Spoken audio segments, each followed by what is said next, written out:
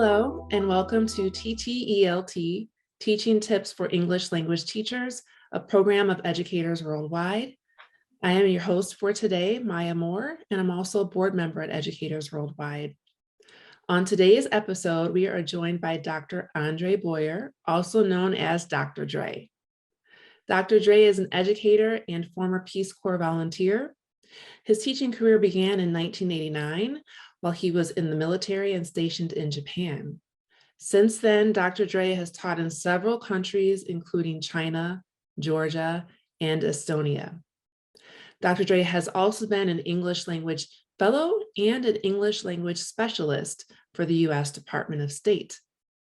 On today's episode, Dr. Dre will be sharing with us some tips on relationship building, which is very important for our classroom. So we welcome you today, Dr. Dre. How are you?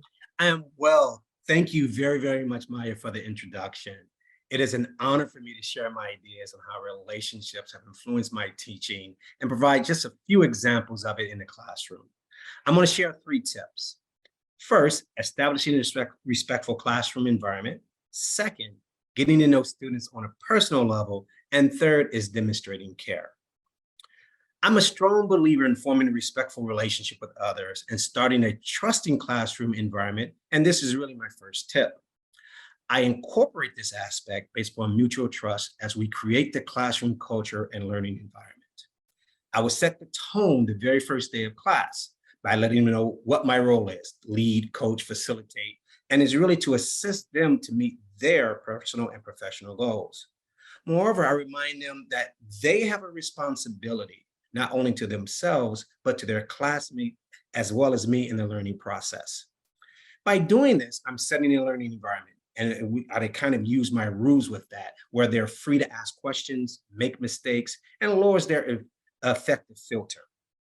And another thing that I do in my classroom as I'm writing the rules, which are have fun, ask questions, and show respect. We have a discussion about them. Actually, we'll have a student read each of the rules, and we'll have this short discussion on them. And these rules can be included in the syllabus, and as well as I'm sharing them the very first day of class.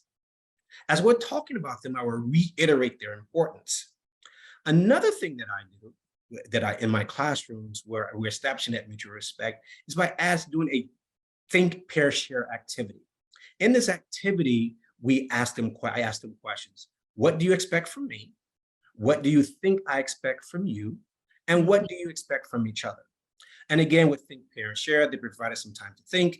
They will pair up with their ideas. And then the outshare, I'll ask a couple of volunteers to share the summary of their conversation. I also demonstrate respect, and with this setting up this tone is with my desire to aid them by smiling, acknowledging my own mistakes, stating when I don't know something, and leading by example. I think relationship building starts with that rapport based upon mutual respect, and this can help with learning. So that's really my first tip. That's a fabulous first tip, just really talking about how to set the tone for the semester, the quarter, the class, whatever it may be, whatever system you're working within, and so that students know kind of what to expect from you as an instructor. Mm-hmm. So I'm really curious about the process of the students listing. You have the rules listed on the board, and you talk through those. How do you navigate that conversation with students? I'm really wondering. Sure. That's a great question. How I navigate it is being open. And one of the things I tell them, for example, Maya, can you please read the first question? What do you think that means to you? And so through that, just having that conversation and getting their input into them, this is one way that I navigate that and sharing my experience of what it means to me. So again, sharing more of myself. And so this way they can get to share more of themselves as we build that relationship. I like that. And going back to the point you're making about building a trusting relationship, a respectful relationship, just letting them know that they have the freedom to share with you what they expect from you as an instructor, as a teacher. Yes. That's pretty, I feel, revolutionary. Thank you. Appreciate that. Most instructors don't really think to ask that question, right? What are you looking for from me? Right. And I think that in itself is starting to build that trusting relationship. It sure does. Yeah. All right. All right. The next tip that with relationship building from my experience, as I mentioned that before, as they're sharing about themselves, learning about them on a personal level. And I would spend time asking about their interests and concepts which are important to them. I Mhm. then develop activities based upon their needs. For an example, in one of my classes, I had students do a KWO. What do you know? What do you want to know? And what did you learn? As well as a gallery walk about their ideal job. The assignment called for them to write what they already knew about their chosen profession, what they wanted to learn. Then they had to read, observe, and or interview someone in that field and write what they learned. The final step was to create a poster to report their findings, to include why they chose that profession, any challenges within it, and possible solutions to those challenges, its salary and education requirements. This activity could be modified for different levels by providing additional support, such as prompts for lower level students. And in an online environment, students could present and post a slideshow. I really think that creating these meaningful tasks can help with relationship maintenance. And that is my second tip. Right. I like the idea of you're setting the tone, right? The start of the class, showing to the students who you are. You're letting them, kind of show you what they're looking for from you as a teacher. And then the next stage is, just really getting to know them. And I'm thinking that many teachers are wondering, how long did this activity that you just discussed, how long did that take Mhm. for the introduction of it all the way to the poster presentation? What's the time frame? Sure. And, it depended on the class. So in one of the classes, I had advanced students. So in an advanced students, it didn't take long for them to do the work. So we talked about it in the class, and this is part of the curriculum itself when we talk about occupations.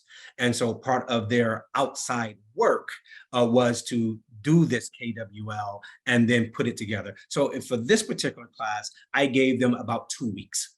And then they provided the information. We had a gallery walk, and during the gallery walk, we actually invited other teachers to actually watch them present. It was a really good thing for the school as well. Oh, I love that. I love that the idea of inviting other teachers, and maybe in some situations you would like to, invite other students from other classes. Maybe you're co-teaching or team teaching, and so you all come together and have this big event.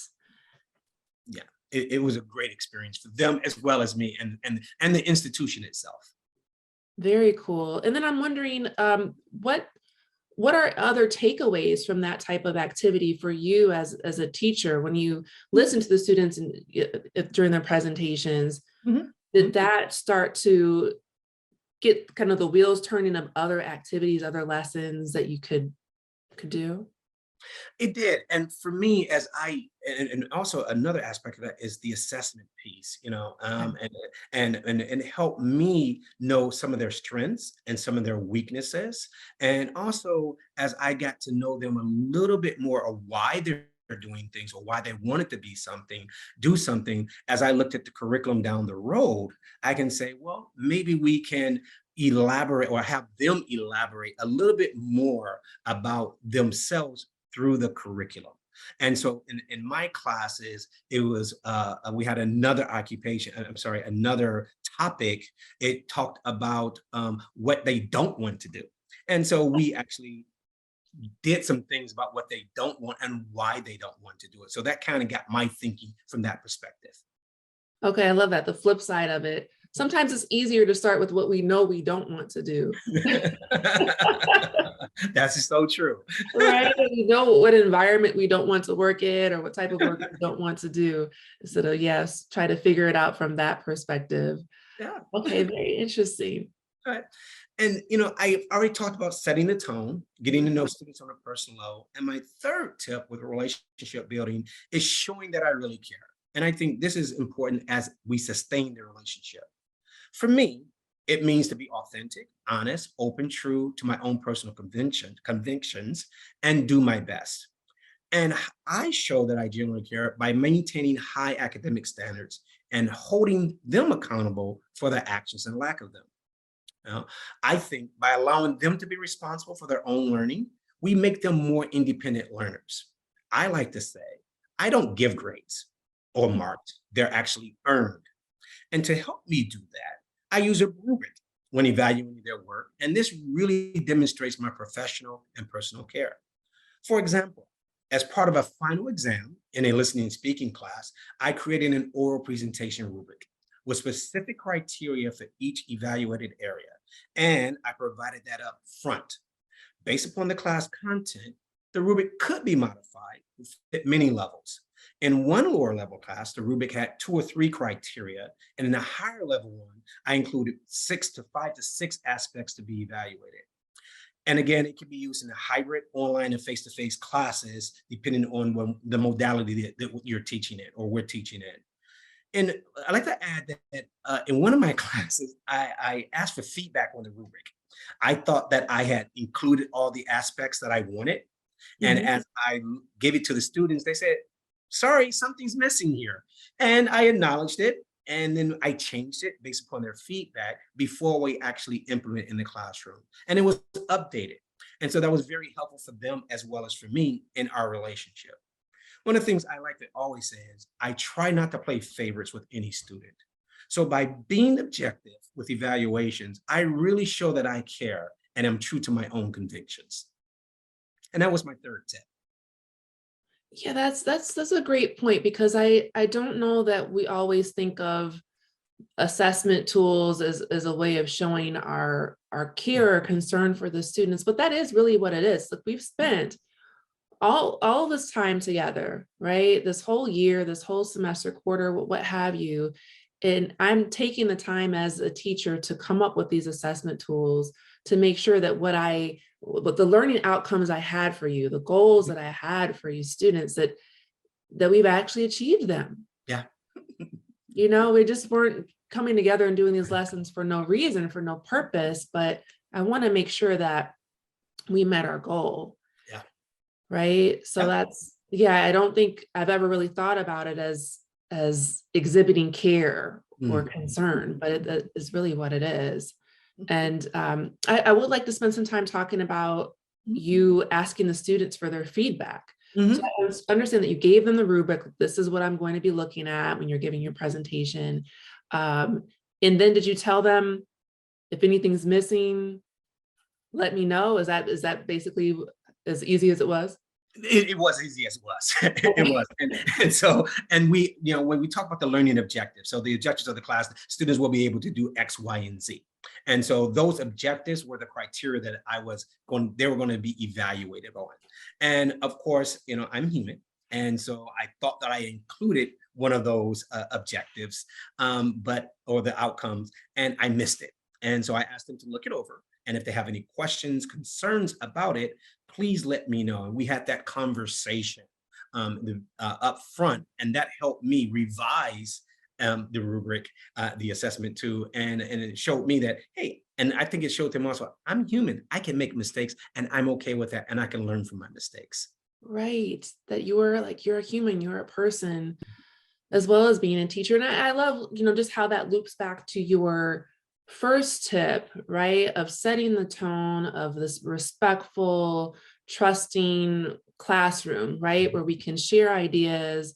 People, you've mentioned before that, hey, I make mistakes. It's Mhm. okay. I don't know everything. I'm going to tell you when I don't know something. So I think when you set the tone at the top, Yeah. that makes it easier for students to then say, hey, Dr. Dre, you actually missed Yeah. X, Y, and Z, Yeah. you And I know? don't, yeah, and I don't take it personal. So Exactly. you know, you know, for me, I think really, to sum it all up, the relationship we have with others is an important aspect of teaching and in life. Yes. Setting the tone, knowing students as individuals, and showing them that I care are really ways that I establish, maintain, and sustain relationships. And I think over my years of teaching has made a significant difference in it. So those are the things that I'd like to share today. Well, thank you so much, Dr. Dre, for your time and for sharing these teaching tips. You shared with us tips that everyone can really put into practice in their classrooms pretty easily, I think. They're just really important approaches and strategies to developing a healthy, like vibrant classroom community. That's the sense that I'm getting from you. Just like this really vibrant, dynamic classroom community, which is what all teachers really are striving for, right? To create that for their students. So again, thank you. And I want to thank our listeners for joining us at this episode of TTELT, brought to you by educators worldwide. You can follow, like, and subscribe to TTELT on any social media that you follow: Facebook, Instagram, Twitter. And we hope that you try one of these teaching tips this week or in your next semester, your next class. And when you do, we'd love for you to share with us how you're using the tips, how they've worked for you, the reaction from the students. We want to hear all of it. So please leave us a comment or a voice message on social media or at ttelt.org.